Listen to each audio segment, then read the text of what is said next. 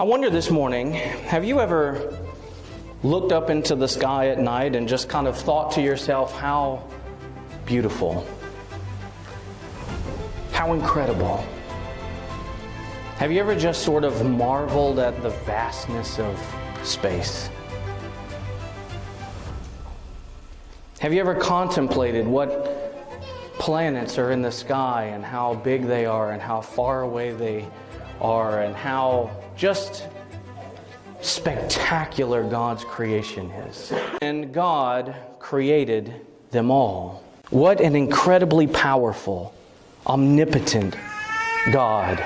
You see, it is God's active power that holds together not only just the stars, but every single atom in existence. And so we see that God is absolutely sovereign. God is absolutely powerful. And the masses of Christians would just hear the things I've spoken this morning, and they would say, "Amen," and "Amen." And they would agree and they would declare that God is the sovereign God over all things. That He's the master over all things. That He's the Lord over all things. Until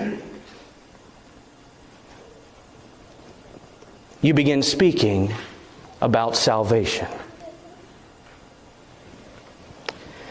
And then man does something very bizarre at this point.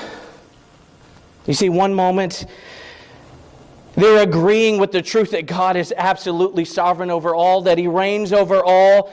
After all, He created everything that is created out of nothing by a word. Until they get to the issue of salvation.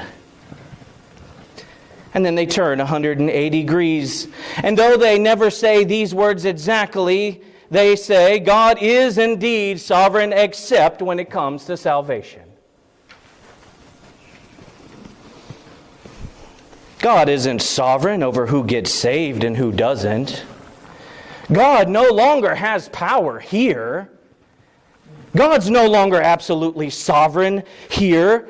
God's no longer the absolute ruler here in this area of salvation. Man is sovereign over God. Because you see, the moment God is no longer absolutely sovereign, even in salvation, then by definition, God is not sovereign at all. And if God is not sovereign at all, then He can't be God.